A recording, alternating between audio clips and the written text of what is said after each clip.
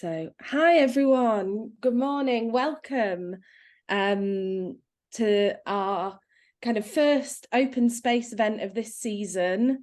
We're really excited to get going this morning and get talking about some really interesting approaches to a great topic today. So today we are speaking about and hearing about reaching excluded communities in arts and cultural practice. So my name's Marianne.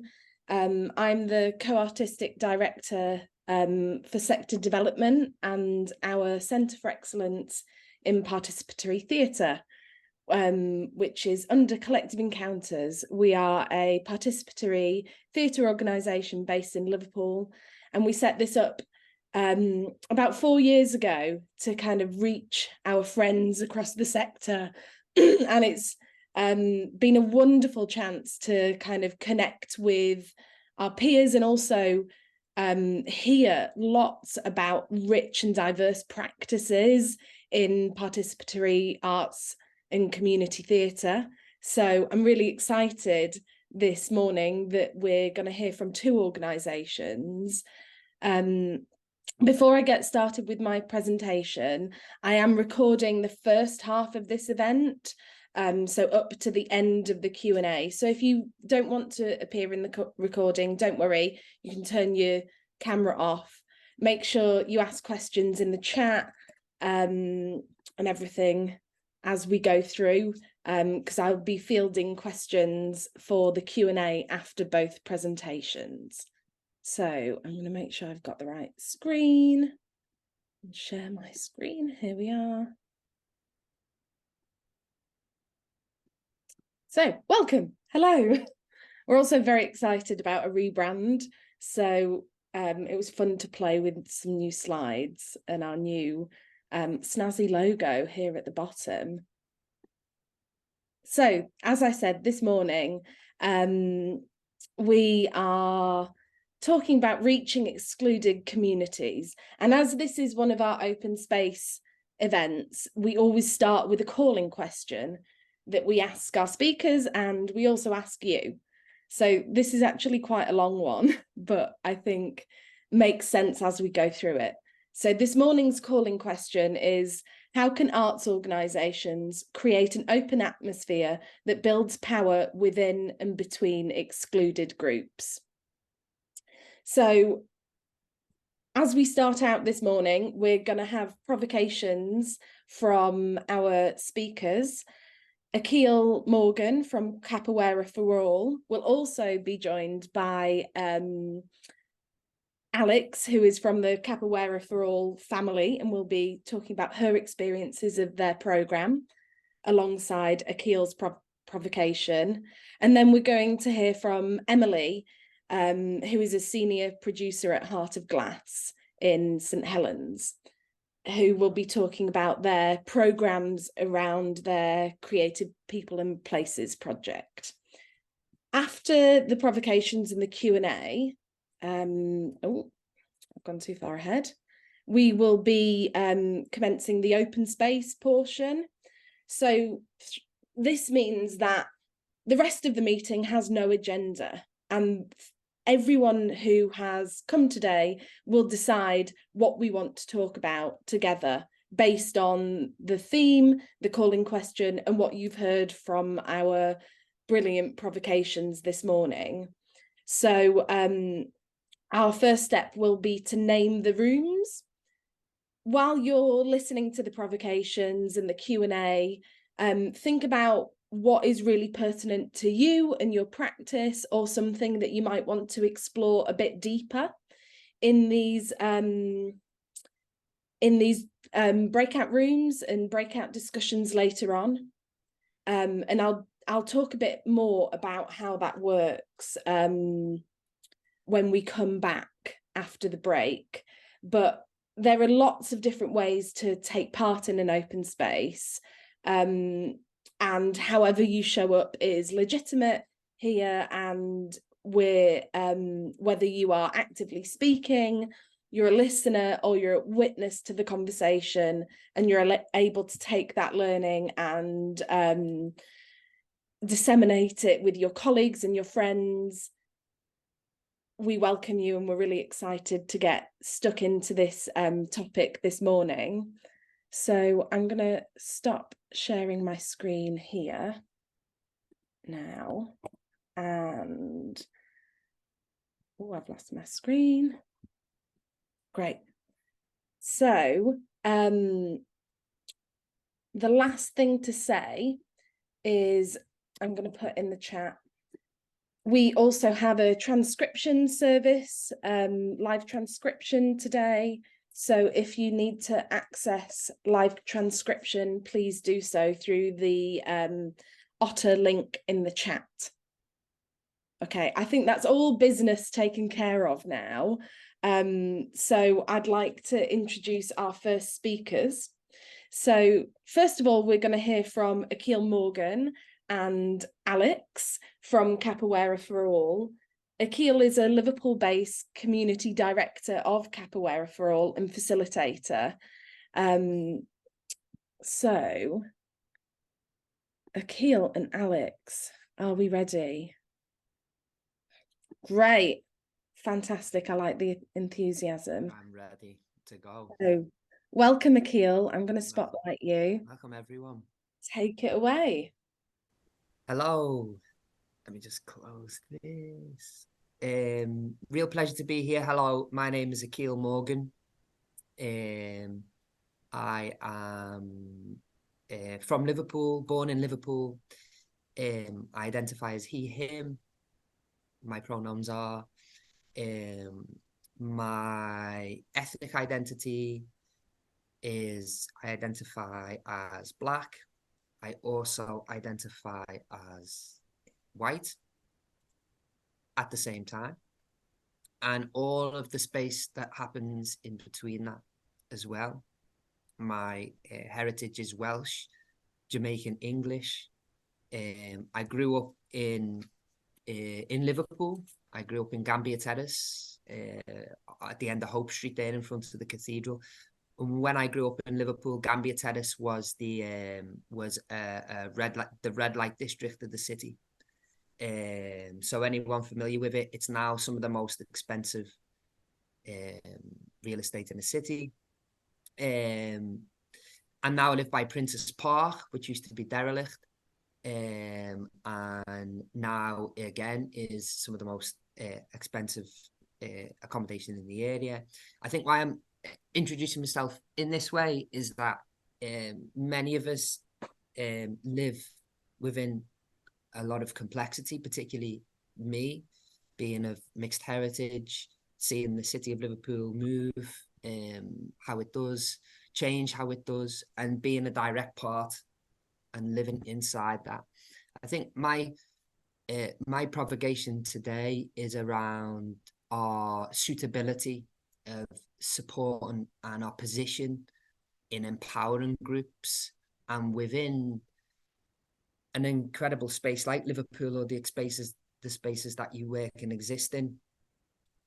What does that actually mean? So I'd like to just start by showing a video and asking, what are the risks involved with the position that we take as artists, as organizations, in attempting to empower groups and create an open atmosphere? And I want to show an experience of someone who was on a program with a big combined authority, and share some of her feelings within this particular program, which was meant to be an anti-racist program, and she was brought on as somebody who of a person of color that the program was meant to serve. So I'm going to share a screen. Share this here. Okay. Can you see? Okay. And it was their first community outreach project, and I think they should have done more research, because a lot of the practices that they'll use for things like the buses and the roads and government things like that don't always translate when you're trying to work people to people and within a community, especially a community where it's people of colour. The nuances is different, the experiences that we have are different. So there should have been a lot more training around that and a realistic expectation. There should have also been more training about racial sensitivity and microaggressions, because a lot of us, including me, faced a lot of them in spaces where we did not expect to. Considering this is a project to tackle racism in Liverpool, we shouldn't be set in that situation where we're feeling uncomfortable in a place we thought we'd be safe from that, if that makes sense. Yeah, there's a lot. There's a lot of things. I can't think of them all at the minute. So this is just a snapshot of an anti-racist program where the foundation and structure of the program going into it by the person who created the program, it wasn't right. So the execution of the program was harmful. Basically, she was one of 6 participants, all of whom had a very detrimental experience, a very harrowing experience that they all left quite scarred by. So I think for me, my first provocation is we've really got to ask ourselves when we're trying to create open atmospheres and when we're trying to create, bring excluded groups, isolated groups into our spheres. Are our roots in the right place? Is our foundation and structure in the right place? If your roots aren't right, then you're not ready for the fight. And what I've seen is a lot of people introduce programs to bring in excluded groups, but the things in place, the relationship that they have, the knowledge that they have within that setup isn't quite right. And I think for me, there's certain considerations, really strong considerations that we need to make when we are trying to create an open atmosphere and when we're trying to create an environment where we can empower and we can suggest empowerment with different groups. And I'm an example within my complexity, identifying both as Black and white, and so many spaces I guess I would be excluded from, and so many places I might be feeling included. And I think it's a very serious undertaking to bring these into effect and to say, I want to enter into these spaces as a facilitator for change. Because if we don't get it right, so many times it can lead to more problems. And I think I've got a few suggestions, which I'm happy to look through in the Q&A about my experience around how we can explore these situations and create these situations where we're considering to the best of our ability how to mitigate against further harm in terms of opening these spaces. So I'd like to share my experiences through the Q&A. But I think first and foremost is just this very serious consideration at the very outset around our suitability of holding these spaces and creating these spaces. So that's my provocation. I look forward to discussing further with you. And I'd like to introduce Alex now. Alex is part of the Capoeira family. And Alex, has been with us for a while. She can introduce herself. And it's a real pleasure to have her along with the lived experience of being a part of Capoeira For All and her life as well. So, Alex. Okay, thank you very much. Hello, everyone. So, as Alex introduced me, I'm Alex. Right, to the point, directly. So basically, I'm trans, and I was severely depressed for about 5 years. By severely, I mean, I literally lie down in bed, didn't socialize, barely spoke to anyone. And then I somehow started coming out of that and had enough energy to go for like a capoeira. It was kind of like a 5 weeks course in a way, which we had 2 meetings every week. And I forced myself to go to those meetings, being a foreigner and trans and quite depressed and with lots of social anxieties. Like I couldn't really speak to anyone, yet somehow I managed to even get to that class. And the vibe I got, not being able to talk to anyone, even though I just walked into the class, I felt immediately welcomed and there was no pressure on me. And basically, because I'm gonna cry now. Basically, what happened? They helped me to get out of my little shell. For the first couple of days, I kid you not, I was sitting with my hoodie on. They probably don't remember that, sitting in the corner and just don't talk to me. And then slowly, gradually, we kind of through the movement, basically, they helped me to get out of that. Like I think that's the power of capoeira and what they were doing in terms of it's not only talking, it's not verbalizing, but the movement itself, it's something what helps people to connect on this like primary level. When you don't have to talk, you don't have to interact verbally, especially when I'm really bad at this still until that day, but then movement allows me to, because I love moving. And then movement is something what breaks the barriers and helps me to socialize and just be happy and friendly. Also, like the fact, as Akil was talking about those touchy subjects, like, the excluded groups. Obviously, I come from an excluded group, it's a fact. And then being part of LGBTQ, it's also the fact that we socialize in different environments, LGBTQ friendly environment, but it's kind of being in a shell, closed from the straight normal people. Yet again, with Capoeira For All, in the experiences I was getting, and I'm still getting until that day, meeting different people, these people are just friendly and they allow me to be myself and to be queer and to be from this community, yet being welcomed in normal straight community and people who haven't got much experience with LGBT. And all these little tiny things allowed me to live again. So it's the way guys, they're gonna do all of that stuff. It's very gentle, it's subtle, and to me, they might not understand the nuances, in my case of LGBT, they're very subtle with questions and with approach, so they can slowly get and open you up a little bit and help you to connect with others. And I think that's the amazing power of it, because as Akil was saying that some groups, they don't understand the nuances of the groups. And you didn't understand the nuances, but you were inquisitive enough to get to the core of it in a very sophisticated way. And overall, you've changed my life entirely. You really have. And I'm really grateful for that. Yeah. So yeah, I think that's it really, because that mainly the main point of Capoeira For All, at least in my case, is the movement, is the fact that that movement is a proof that it helps you to open up psychologically, because there's not much pressure on you. You can just be joyful and have fun, or you can stand in the corner and just watch others having fun. So yeah, that's it for me, I think. So otherwise, thank you for having me. I appreciate that. Thank you so much, Alex and Akil. I'm going to stop spotlighting you there. Thank you so much. Let's give a Zoom round of applause. That was brilliant. I think that insight into,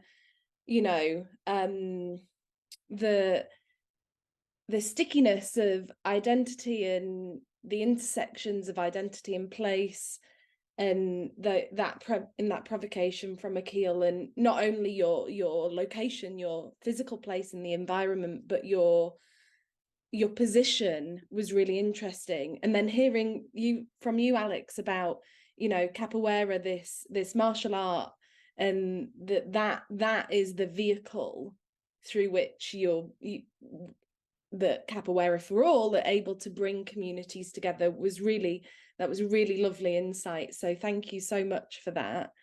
If anyone has any questions for Alex or Akil, please jot them down or put them in the chat. Me and Wendy will be having a look through the chat to field them for the Q&A in about 10 minutes. So yeah, anything you want to ask further, please let us know. For now, I'd like to introduce Emily. Emily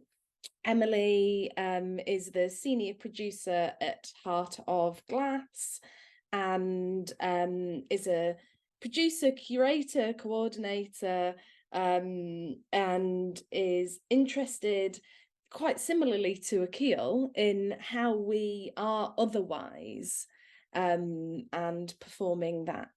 So Emily, where have you gone? There you are. I'm going to spotlight you now and you can share your screen. Okay, hopefully you can see this. Yeah. Great.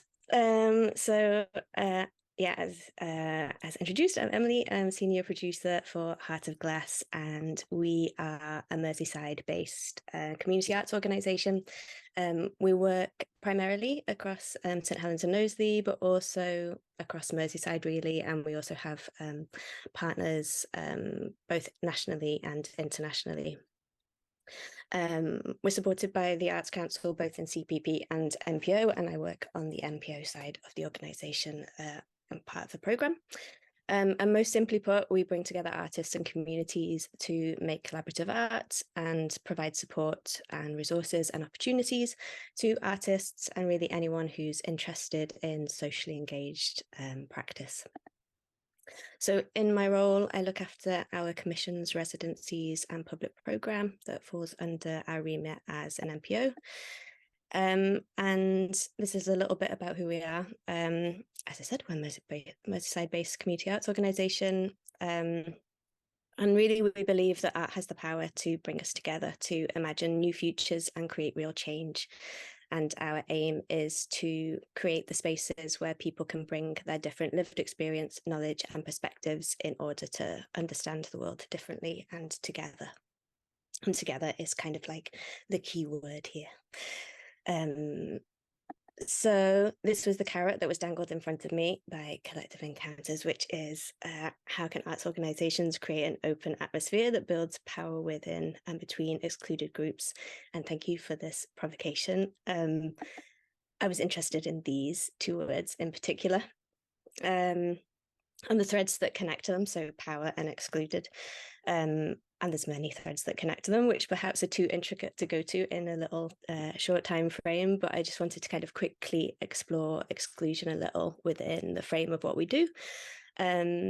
And that, of course, there are many different forms of exclusion, exclusions that are the result of the landscape of historical current power structures, what Bell Hooks has often termed in her lectures as the imperialist, white, supremacist, capitalist patriarchy, which creates exclusions of incredible damage.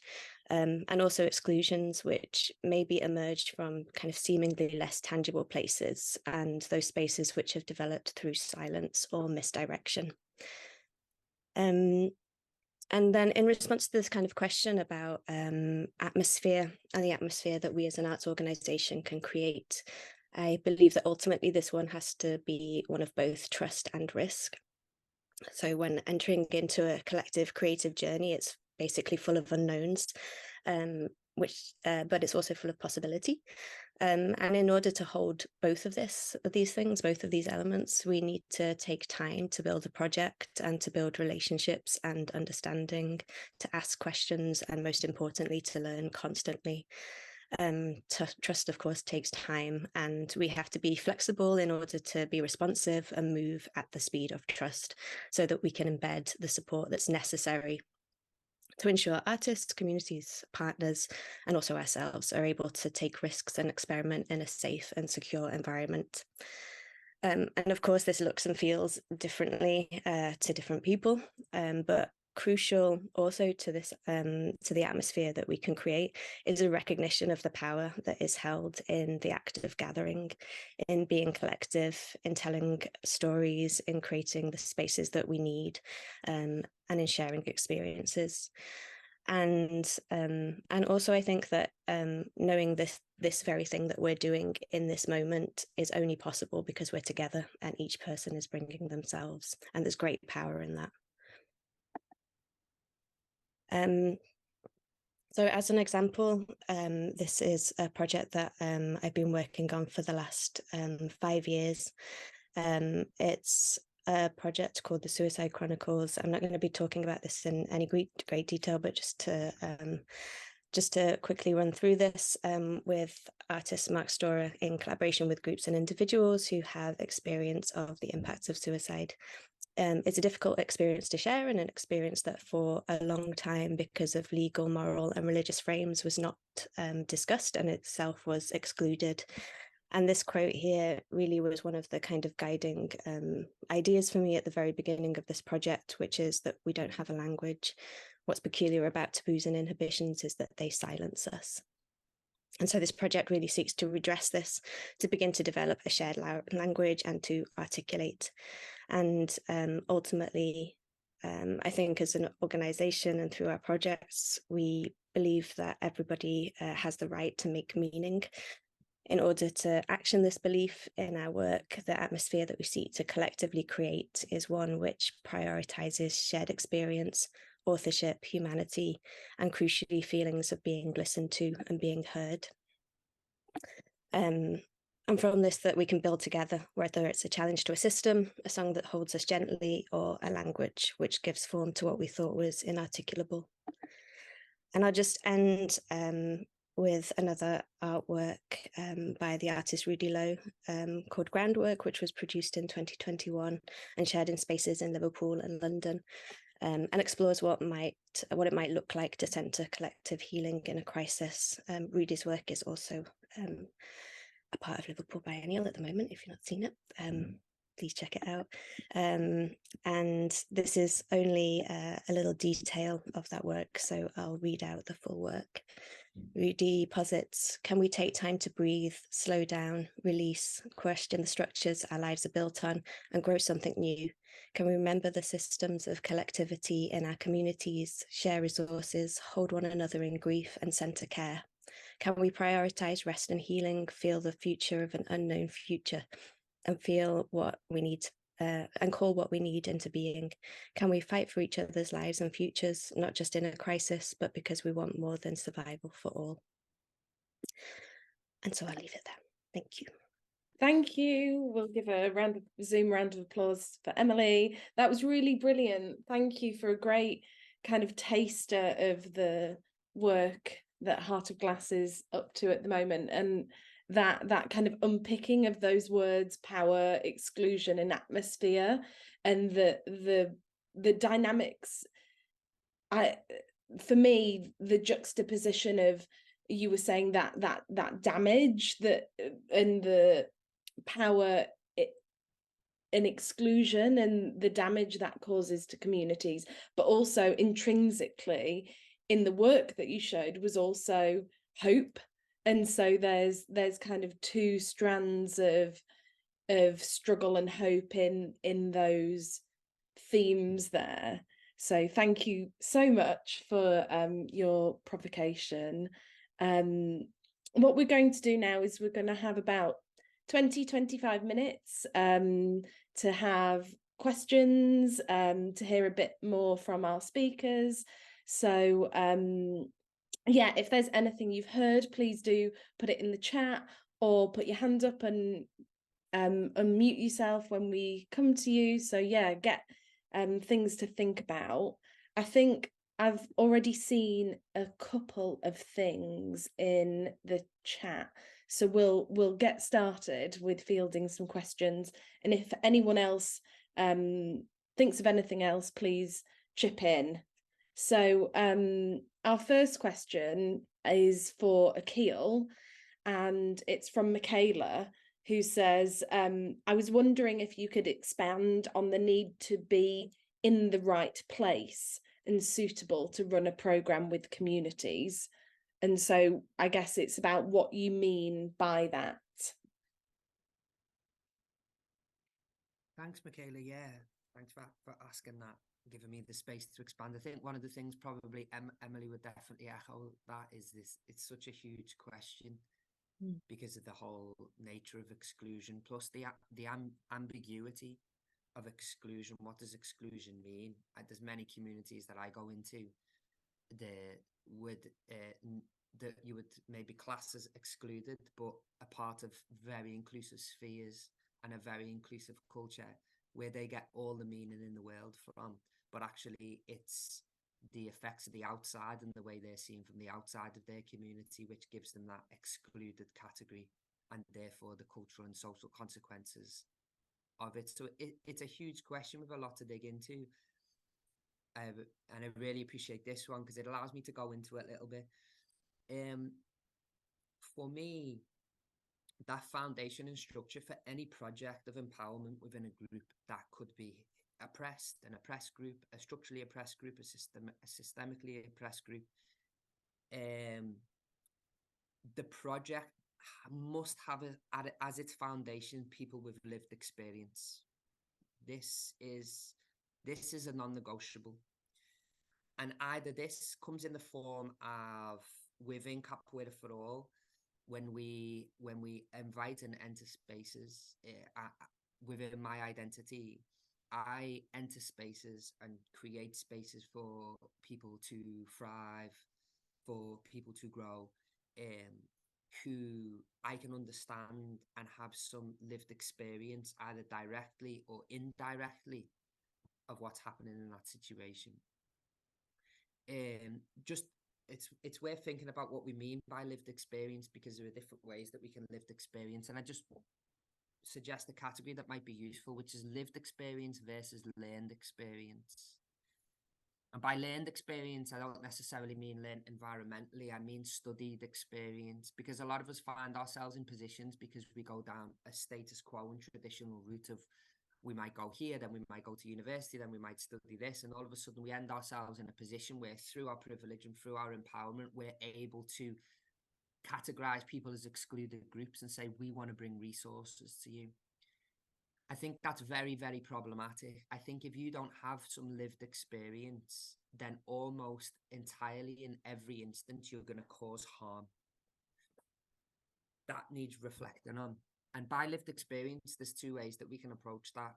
You've got direct lived experience. So I've experienced the particular things in which I'm trying to solve or empower or support, or you've got indirect lived experience. So for example, with addiction, I might have been an addict. But then you've got indirect lived experience, in which the case I might have a family member who was an addict and I've supported them, or through my path, maybe through studied experience or learned experience, I've found myself in a situation where I've been able to familiarize myself indirectly in a meaningful and substantive way to people with lived experience. And I just want to give a small example. I know there's organizations that are white-led, or at least not Black-led, they're applying for funding for Black History Month.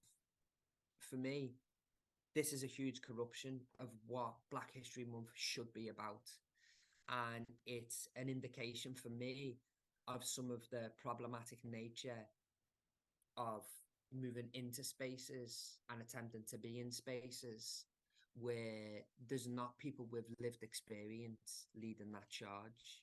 Now, what exclusion usually revolves around, particularly in a mainstream way, or a status quo way, within that category that Emily highlighted there around the imperialistic, patriarchal, capitalist, etc., it's usually due to access to resource, and that resource usually either means money or some of the direct results of money.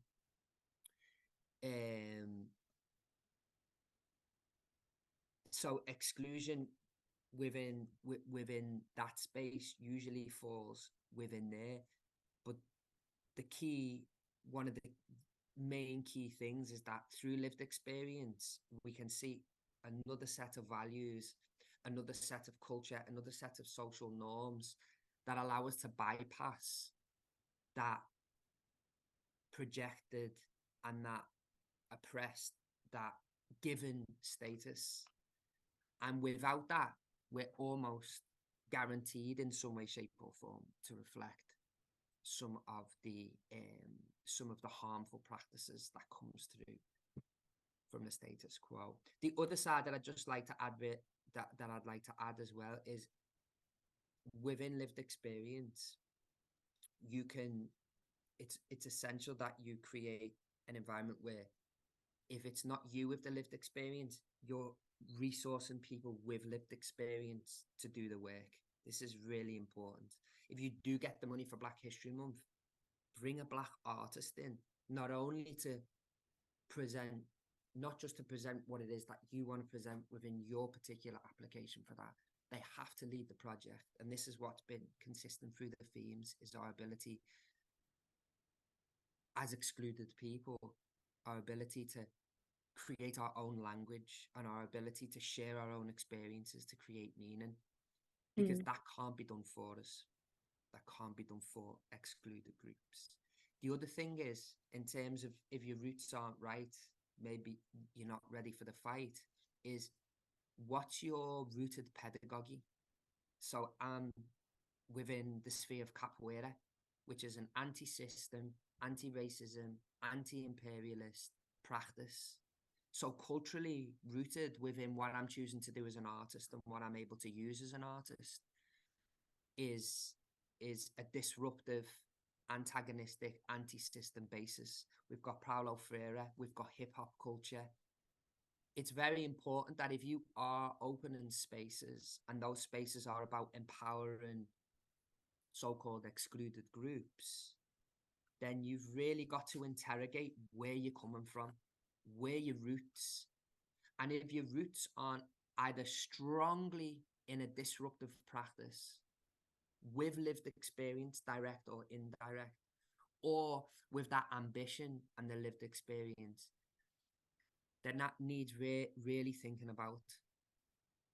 So just to sum up, I think to be in the right place, you have to question your roots.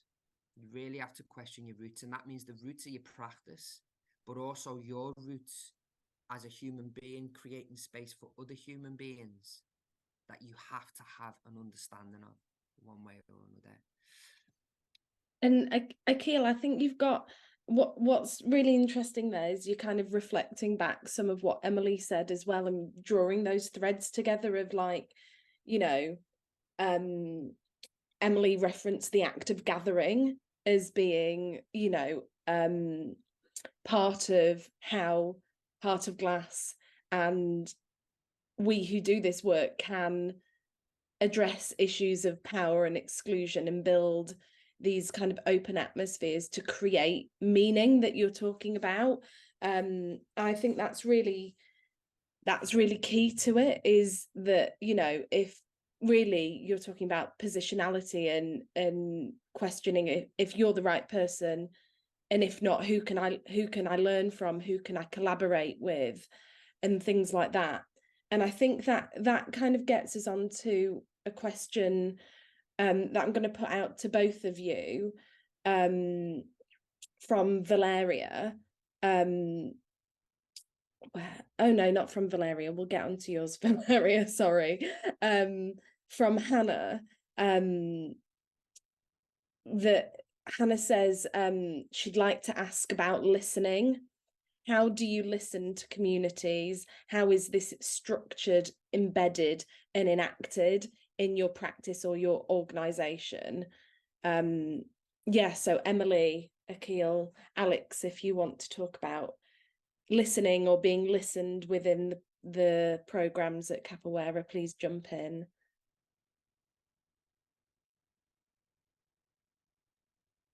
Do you want to go first, Emily? I'm happy to start, yeah, but if either of you want to jump in, please do. I guess kind of being able to talk about this within the entire nebulous life line of a project is the best way that I can understand how to talk about it, because it's cyclical and constant is how I would describe the practice of listening within my work and within the organizational work as well.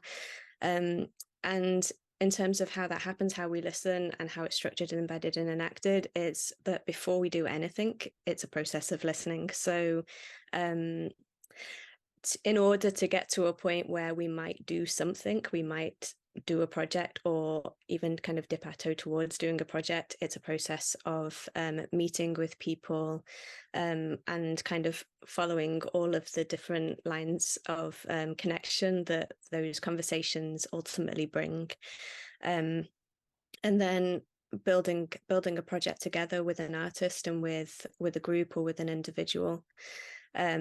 And then throughout the entire project, I would say the first kind of the first weeks or even months actually are sitting in. I always say that basically this practice is built on refreshments. It's like cups of tea, coffee, and and snacks. And the first weeks and months end up being lots of sitting and getting to know and having conversations and questioning and reflecting back. This is how I'm understanding this thing. Am I right?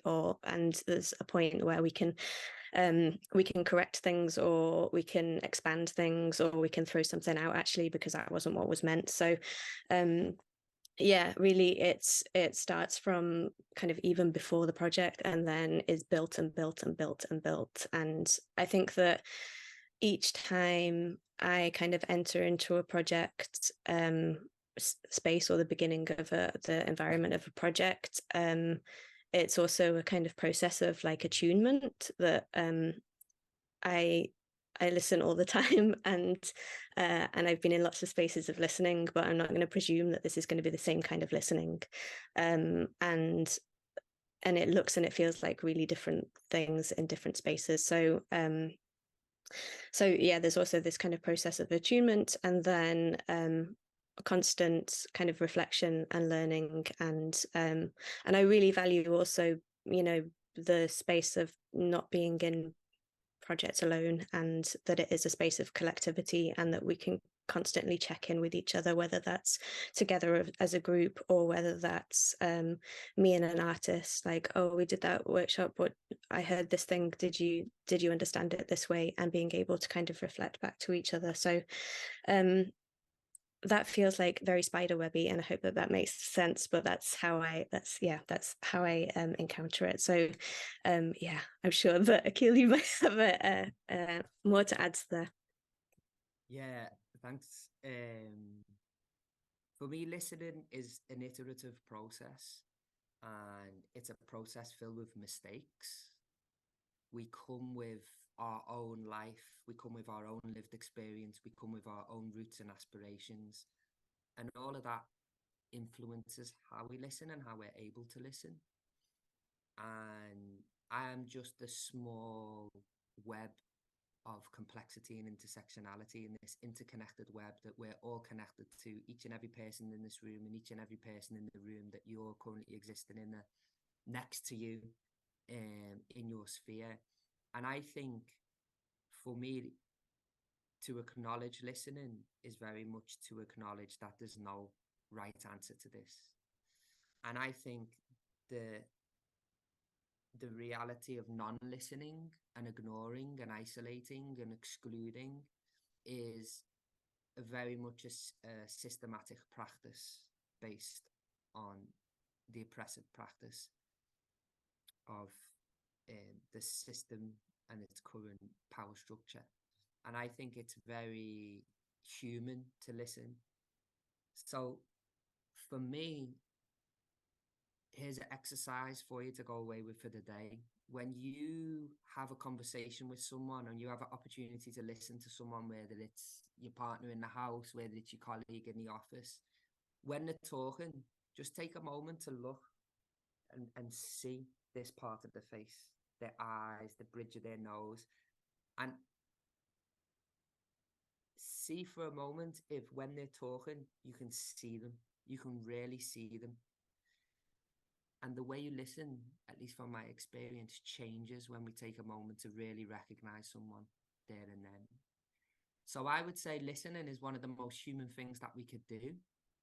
We have to unlearn some of the bad practices that we've taken from the system, where we just go in headlong with our own interpretation and our own ideas of what we want to do. And we think we're listening, but actually we've just created the space to affirm what we think needs to be affirmed there. And one of the ways that we can really tackle it, is when you're talking to someone, really try to see them. Really just take a breath and take a moment to see them. And the whole nature and way in which you listen to them changes. And listening to each other and seeing each other is at the heart of disrupting the process. Within Capoeira, what we do is we practice being in a moment of risk, a moment of play. But in that moment, really seeing each other and really connecting each other in Capoeira through music, but there's many different ways that we can do this. So yeah, and I've made a lot of mistakes in my listening. I've failed many, many times, and I know that I'll continue to do so. But I think the best practice that I can employ within that context is to see the person in front of me rather than think I'm seeing them. Thank you both. That's really, did that help, Hannah?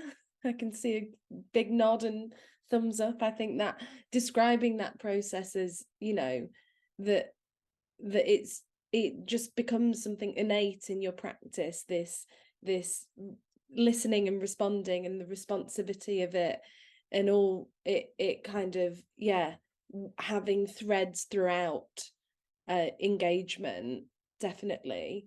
And I think, I don't know if you're here, Alex, but there's been a question for you that is kind of linked about Oh yeah, so I was going to the toilet for a second. So that no must... worries, no worries. And it's kind of how you received this practice from Capoeira for All and experienced it.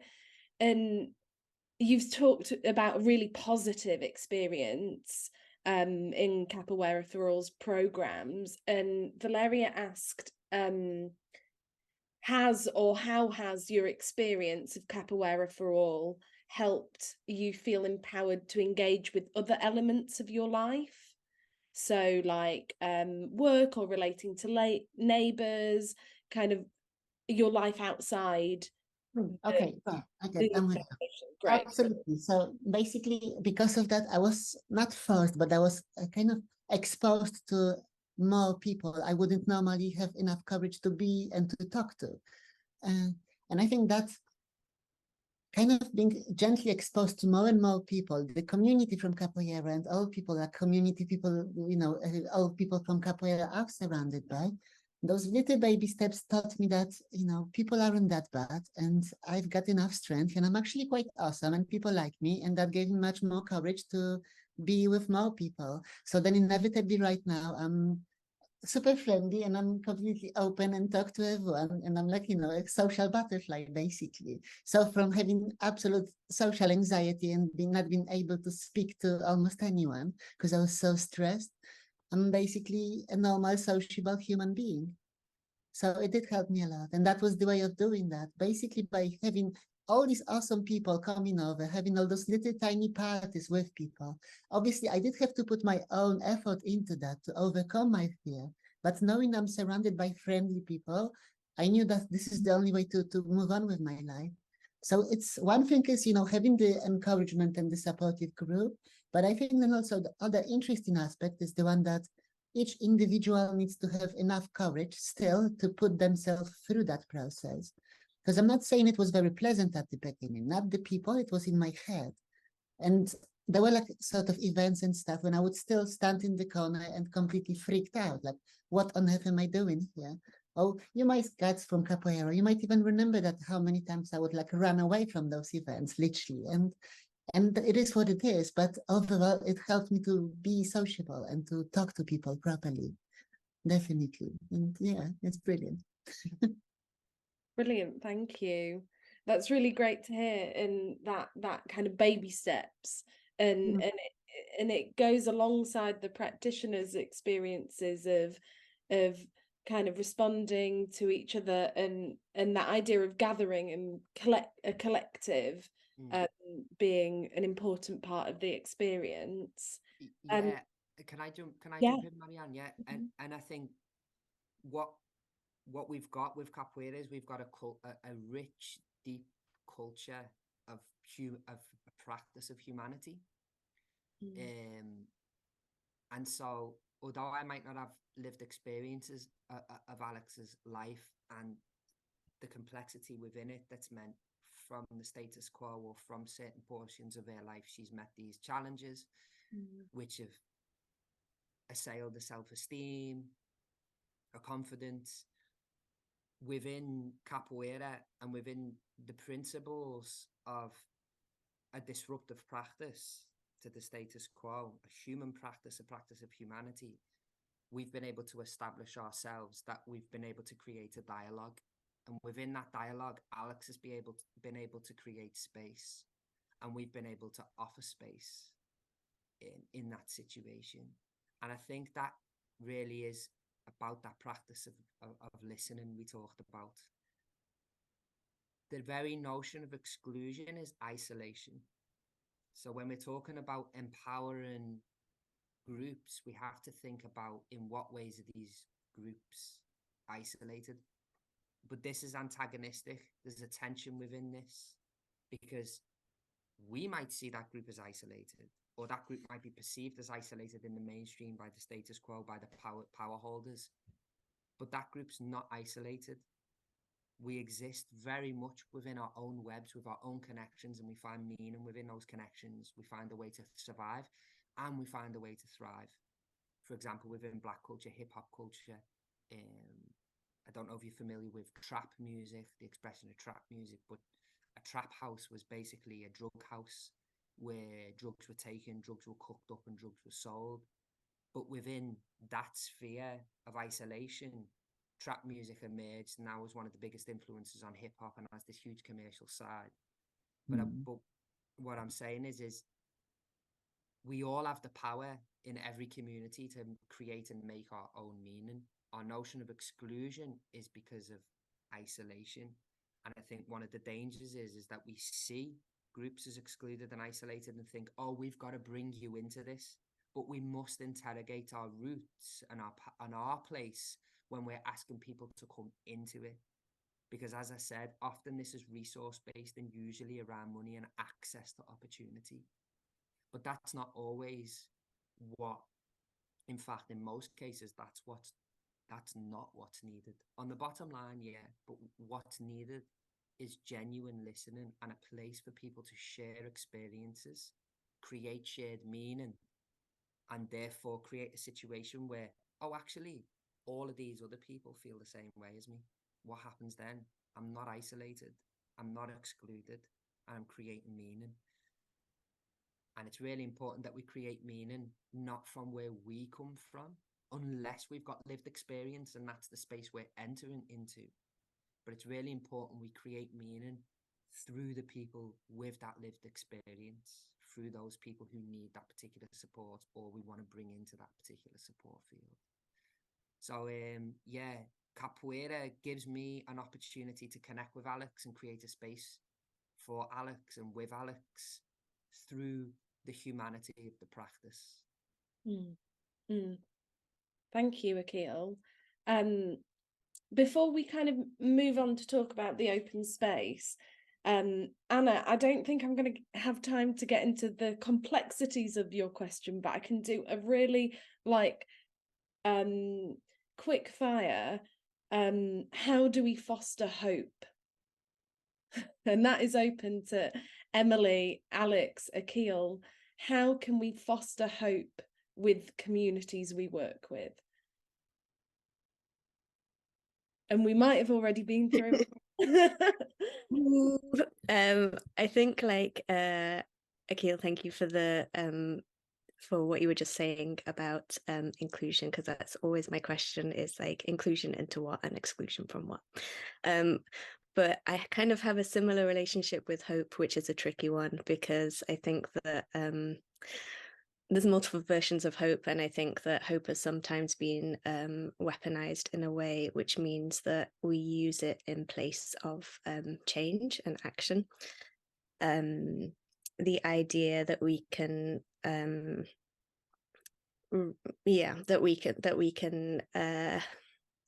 of misdirect towards a hope for something rather than actually work towards it together or imagine differently, I think has got us into some big problems. But I also think there's another version of hope which is intrinsic to us, and in my experience, I think that there's, in your question, which is quite a chunky question, and I could talk about it for ages, but you talk about this idea of it being fostered from scratch, and I think that actually that hope that can move an individual or a group into a different space of action is really active in people. And I think that there's a kind of narrative that is placed upon people, on individuals and communities, time and time again, and layered with this idea of hopelessness. But I think that once you bring people together into a space and start to listen and share and imagine together, which I always think also is crucial, is just being able to imagine something, actually that hope gets ignited really quickly. And yeah, that usually kind of also kind of propels the energy of a project as well. I find once you can kind of access and enter into that space of imagining, which involves an element of hope towards something different. Very quick answer to that, sorry, but yeah, hopefully that answers some of that question. Thanks, Emily. Alex or Akil? Do you have anything on hope, Alex?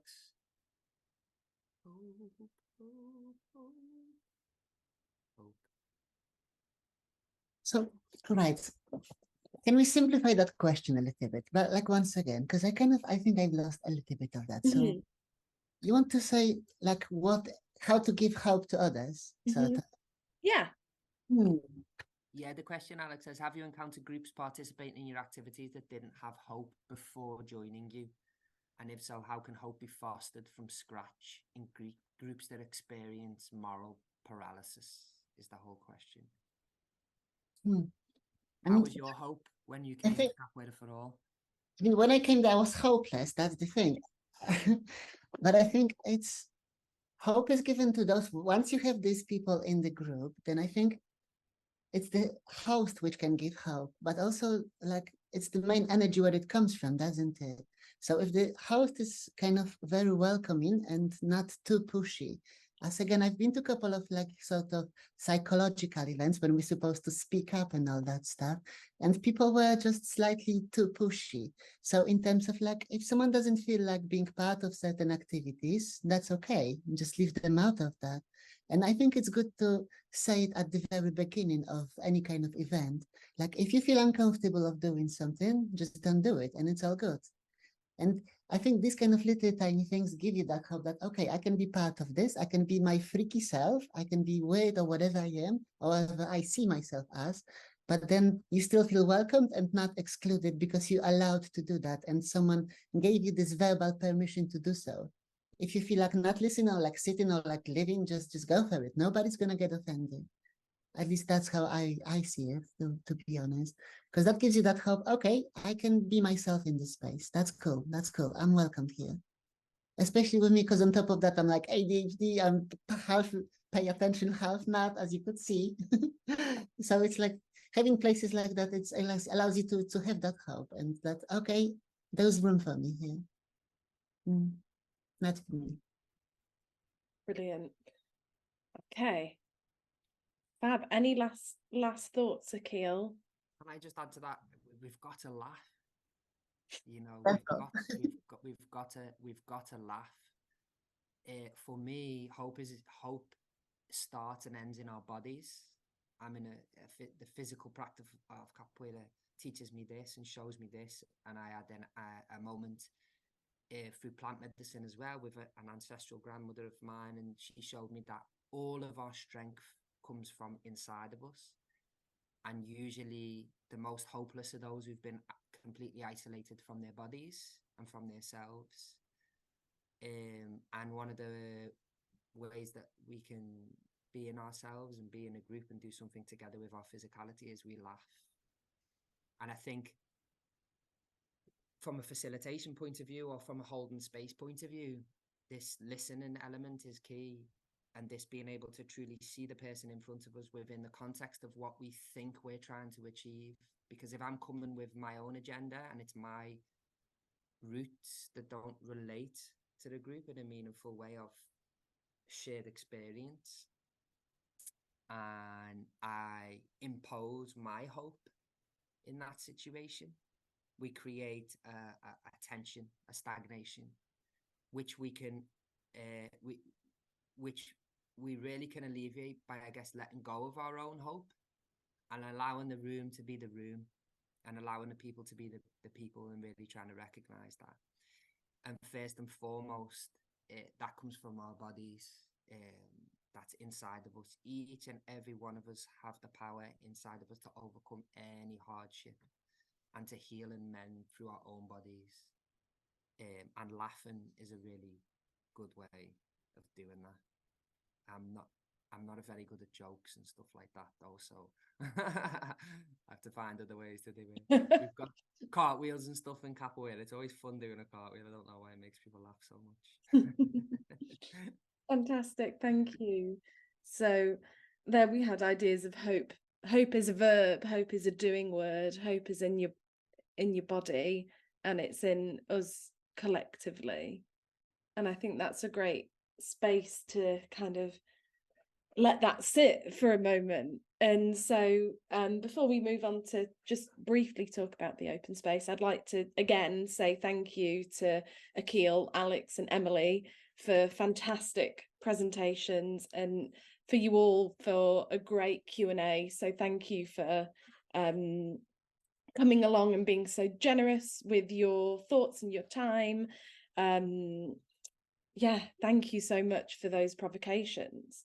So what we're going to do now is move into the open space portion. I'm just going to get my slideshow ready.